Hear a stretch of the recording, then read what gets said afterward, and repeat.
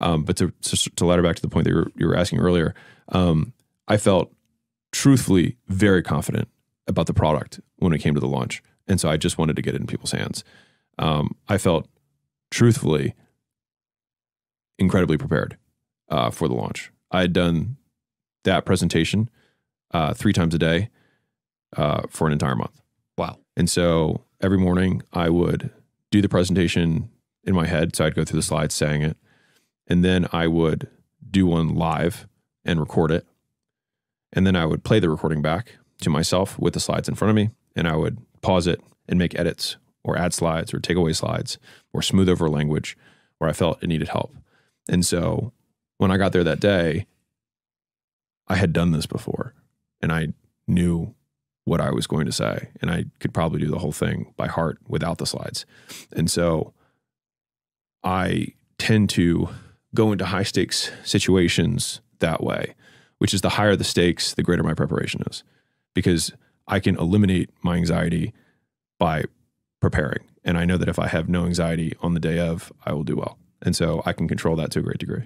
So I do. Yeah, we're seeing that way. Just put in the reps, put in the practice, and then that anxiety has a way of just working itself out, kind of channeling the anxiety into just some action and, delivering the evidence to conquer the self-doubt. Well, I think a lot of people go into things underprepared. Yeah. And so I think it's reasonable that they have anxiety. Like it is good. It is right that you have anxiety. Yeah, you're not prepared. Yeah. Because the flip side is if I went in and it's just like the book where I said, like, I could not have prepared more for this. And so if something goes wrong, I have done the level of effort that I am satisfied with. Yeah, you can look yourself in the mirror. Right. And I think that if you can actually do that, like for real, not for the podcast, not for the Instagram post where you cry and say how grateful you are, but like if you can really, when no one's there, look at yourself in the mirror and say, I did enough and I'm satisfied.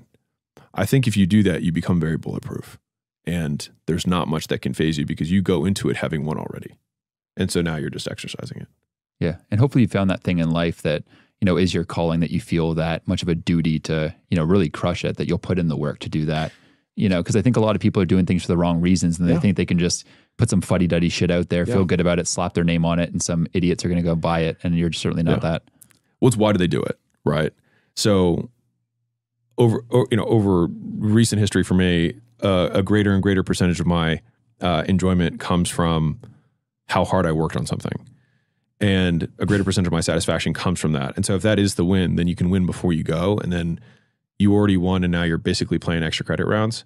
Whereas if you make all of the win about what happens, there's always things that are out of your control. Like, when we did the book launch, there was rumored to be a massive thunderstorm right at the facility that they were like, there's an 80% chance that we lose power. And I was like, what am I going to do? You know what I mean? I'm not going to postpone it. I just spent a month, promoting it.